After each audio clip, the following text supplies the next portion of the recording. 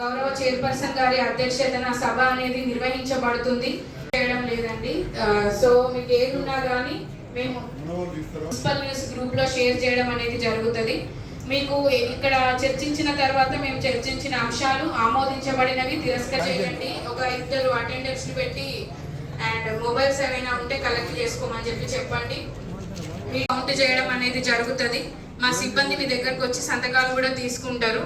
So ఒక్కసారి ఈ కార్యక్రమానికి వచ్చినటువంటి వాళ్ళందరూ హ్యాండ్స్ రేజ్ చేస్తే మేము కౌంట్ చేసుకొని కోరం అనౌన్స్ చేయడం అనేది జరుగుతుంది.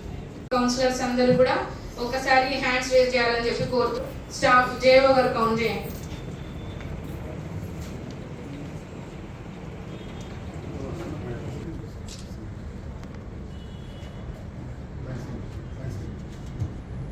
Thank you so much.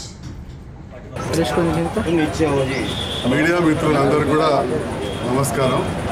ఈరోజు నూతనంగా ఏర్పడ్డ కౌన్సిల్ సమావేశానికి ఆహ్వానం మేరకు ఎక్స్ ఆఫీషియో మెంబర్గా హాజరవ్వడం జరిగింది.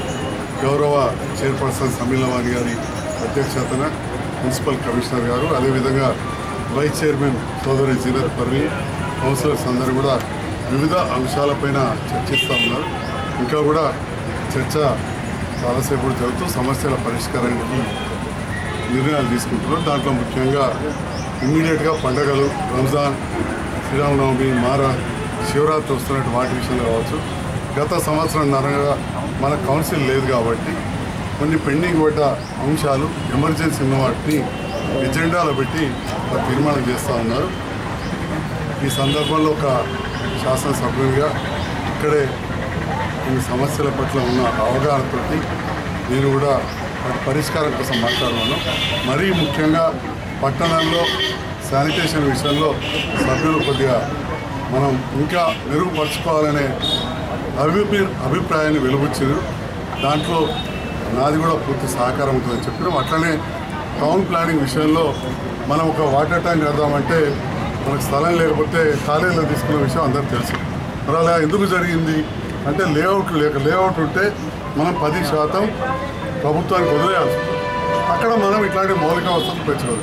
అలాంటి విషయాలు కూడా చెప్పడం జరిగింది. మరి గతం గురించి ఎప్పుడు ఊరికే విమర్శించుకుంటూ పోతే మనకు వచ్చేది ఉండదు. వర్తమానం గురించి, ఫ్యూచర్ గురించి ఆలోచన చేయాలి. ఇక ముందు చేసేటి అన్నా కానీ కరెక్ట్గా లేఅవుట్ వచ్చే విధంగా లేదా పర్మిషన్ అనేది తప్పకుండా తీసుకొని ఆదాయం పెంచుకునే విధంగా కూడా చూసినప్పుడే మున్సిపల్కు ఆదాయం వస్తేనే మరి ఖర్చు పెట్టవచ్చు. పట్టణం బాగా పెరుగుతున్నది, చాలామంది సిబ్బంది అవసరం పడుతున్నారు.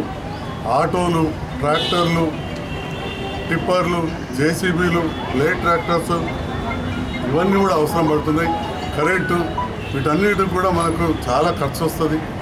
నీళ్లు కూడా మనం ఇస్తూ ఉన్న వాటర్. సో వీటి విషయంలో అది కూడా నూతనంగా ఎన్నుకోబడ్డ కౌన్సిలర్స్ ఉన్నారు. అందులో కొందరు సీనియర్స్ ఉన్నారు. వారి అభిప్రాయాలు చెప్తున్నారు.